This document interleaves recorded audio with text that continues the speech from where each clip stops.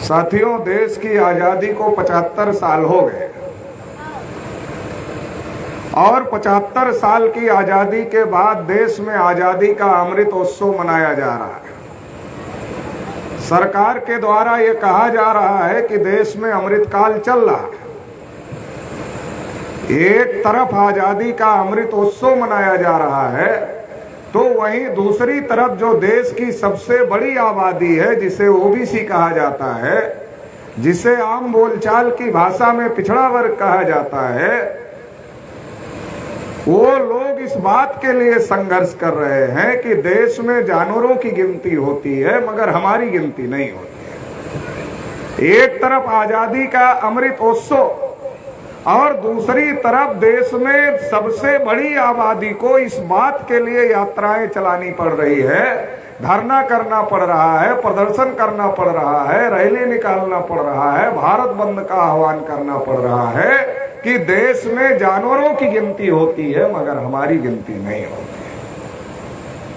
एक तरफ आजादी का अमृत महोत्सव और दूसरी तरफ देश में किसी की हत्या घड़ा छूने की वजह से हो जाती है, किसी को मूंछ रखने की वजह से पीट दिया जाता है, किसी को घोड़ी पर बैठने की वजह से पीट दिया जाता है और किसी की हत्या जय भीम बोलने की वजह से हो जाती है। ये भी देश में चल रहा है और एक तरफ देश में आजादी का अमृत उत्सव भी मनाया जा रहा है।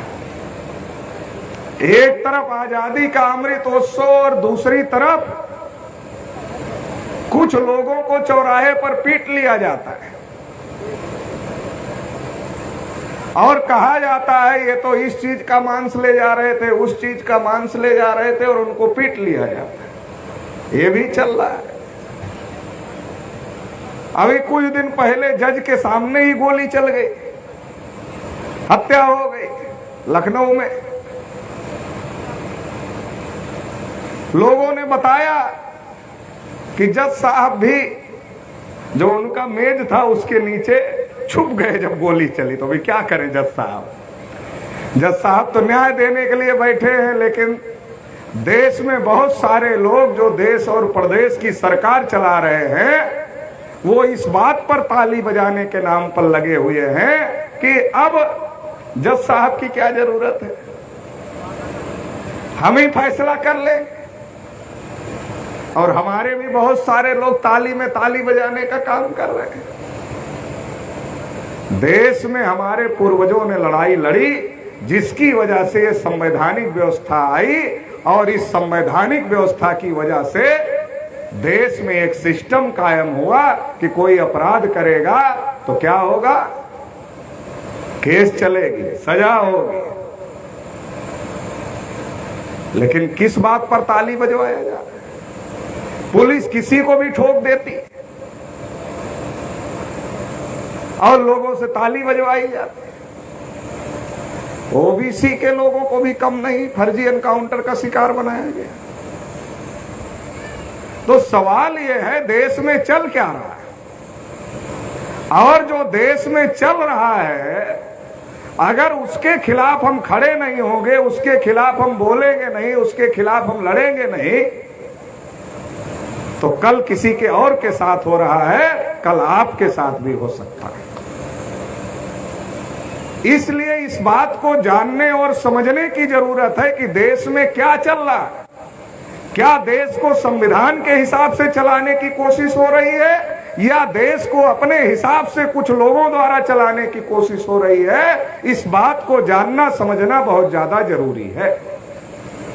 लेकिन देश की जो अखबार है, देश की जो टीवी है, देश की जो मीडिया है, वो आपको ये बातें जानने समझने देना नहीं चाहती।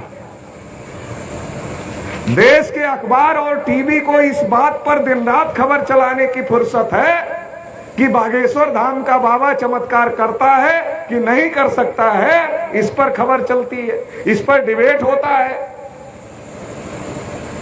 अरे कोई चमत्कार अगर करने लायक है तो कर देगा तो सबको पता चल जाएगा, हो गया।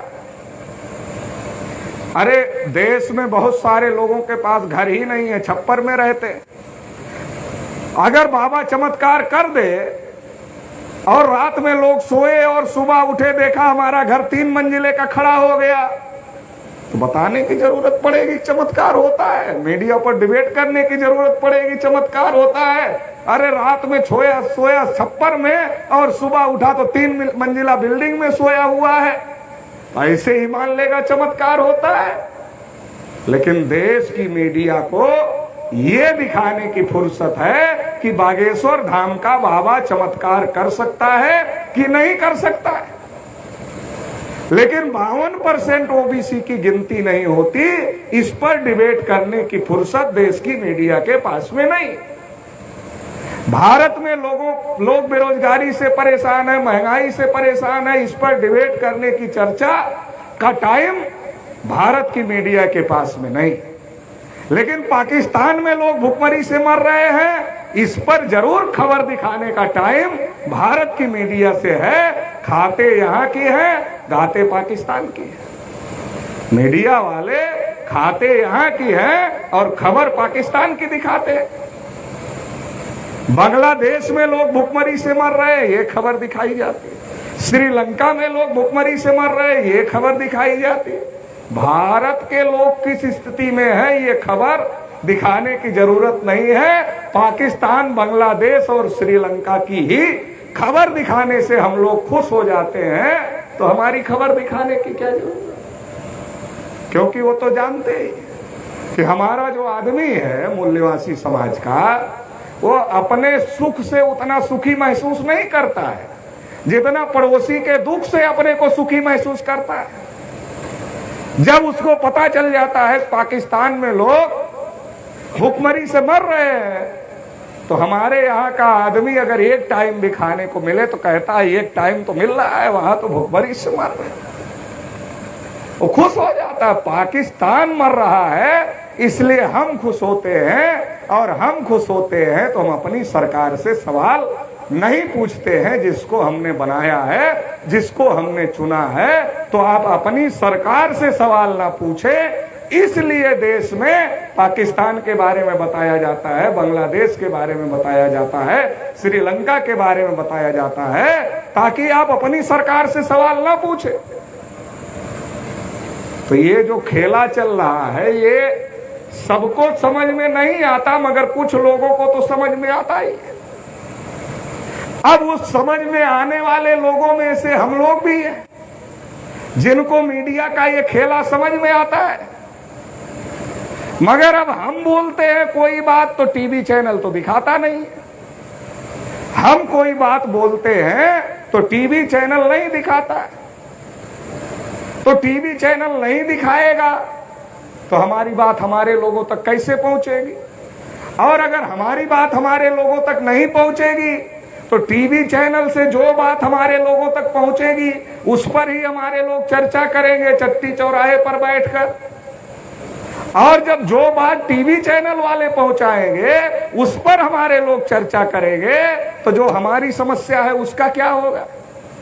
समस्या हमारी है गिनती नहीं हो रही, समस्या हमारी है हमको संख्या के अनुपात में हिस्सा मिलना चाहिए, समस्या हमारी है हमारा आरक्षण खत्म किया जा रहा है, समस्या हमारी है हमको अच्छी शिक्षा नहीं मिल रही है, समस्या हमारी है हमारे बच्चों को रोजगार नहीं मिल रहा है, समस्या हमारी है कि हम जो खेती में पैदा कर रहे हैं उसका उचित मूल्य हमको नहीं मिल रहा है। ये हमारी समस्या है। मगर ये जो हमारी समस्या है इसकी चर्चा जब टीवी में नहीं होती तो हम लोग भी इसकी चर्चा नहीं करते हैं। टीवी में पाकिस्तान की चर्चा होती है तो हम पाकिस्तान की चर्चा करते हैं, टीवी में बांग्लादेश की चर्चा होती है तो हम बांग्लादेश की चर्चा करते हैं, टीवी में श्रीलंका की चर्चा होती है तो हम श्रीलंका की चर्चा करते हैं। हमारे ऊपर कौन सी आफत विपत आई है इसकी चर्चा हम नहीं करते। और लोकतंत्र में जब हमारी बात की चर्चा ही नहीं होगी, हमारी समस्याओं की चर्चा ही नहीं होगी, तो समाधान कैसे होगा? अरे अब वो जमाना तो चला गया जब कुछ बहादुर लोग इकट्ठा होते थे तो तलवार बंदूक की व्यवस्था करते थे और राजा के ऊपर चढ़ाई कर देते थे और राजा को हरा देते थे, राजपाट कायम कर लेते थे, तो आसान काम था। अब आ गया लोकतंत्र, अब यहां गोली तो चलती नहीं है, बोली चलती है। अब बोली जिसकी बोलोगे उसका राजपाट आएगा। अब टीवी कह रही है बोली बोलो, अखबार कह रहा बोली बोलो। अब टीवी अखबार किसकी बोली बोलता है? उसका मालिक जैसा कहता है वैसा बोली टीवी अखबार बोलता है, और उस टीवी अखबार को हम लोग देखते हैं, सुनते हैं, वही बोली हम भी बोलने के लिए मजबूर होते हैं, क्योंकि हमें अपनी बोली का पता ही नहीं है। तो इसलिए हम लोगों ने सोचा कि जो बात टीवी और अखबार के द्वारा हमारे लोगों को नहीं बताई जा रही है, टीवी और अखबार के द्वारा हमारे लोगों से छुपाई जा रही है, वो बात हम लोगों को अपने लोगों के बीच में जाकर के समझाने और बताने की जरूरत है। इसलिए 1 जून से राष्ट्रव्यापी परिवर्तन यात्रा पार्ट 2 वाराणसी से शुरू करने का काम किया। वाराणसी कबीर साहब की धरती है, वाराणसी रविदास साहब की धरती है, वाराणसी तथागत बुद्ध की धरती है। वाराणसी में तथागत बुद्ध ने अपना सबसे पहला संदेश 5 लोगों को दिया था, और वो संदेश पूरी दुनिया में फैल। हम लोगों ने भी वाराणसी से यात्रा शुरू किया है, तो हम लोगों का भी यकीन और विश्वास है कि ये जो हमारा संदेश है, ये संदेश भी पूरे भारत के एक एक बहुजन समाज के आदमी तक पहुंचेगा। इस आशा और विश्वास के साथ हम लोग इस यात्रा को आगे बढ़ाने का काम कर रहे हैं।